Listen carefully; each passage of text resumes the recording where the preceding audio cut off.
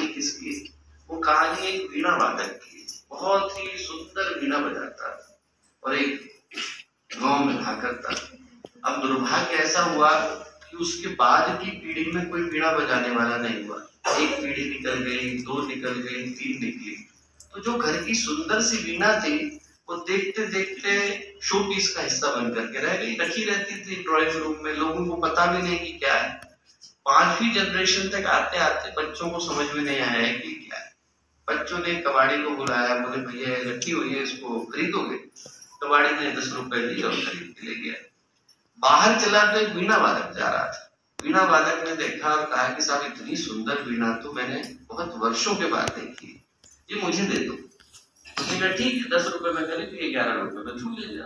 उसको दे दिया और उसने उसका दूध साफ करी, उसके सारे तारों को ठीक किया और वीणा बजाने वाले ने वीणा बजानी शुरू करी। इधर वीणा में से संगीत के सुर निकलने शुरू हुए। जो जो लोग थे सब अपने घरों से निकल करके बाहर आने शुरू। इतनी सुंदर लहरियां निकली कि उसको सुन करके लोग अपने घरों से बाहर आए। वो बच्चे भी बाहर आए जिन बच्चों ने उस वीणा को बेचा था। जैसे ही वो वहां पर आए वैसे उन्होंने देखा कि अरे वीणा तो हमने बेची थी। उनने उस व्यक्ति से कहा कि वीणा मुझे दे दीजिए, हमारे घर से आई है।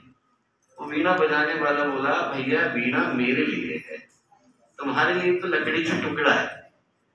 ये वीणा उसी के लिए बन पाती है जो इसके अंदर से संगीत को निकालना चाहता है। बाकी सबके लिए तो शरीर है दोस्तों। किसी के लिए विवेकानंद बन जाता है, किसी के लिए गुरुदेव बन जाता है। बनाना हमारे हाथ में।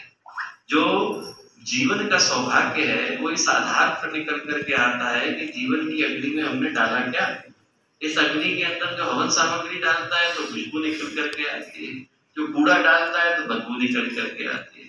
हमारे ही शुभ कर्म हमारे जीवन के सौभाग्य की रचना करते हैं। लोग ज्योतिष पर भरोसा करते हैं। ज्योतिष का जो पहला श्लोक है वो कहां से शुरू होता है? केवलम ग्रह नक्षत्रम न करोति शुभाशुभम। ग्रह नक्षत्र किसी का शुभ और अशुभ नहीं करते। सर्व आत्मकृतम कर्म लोकवादो भयाते।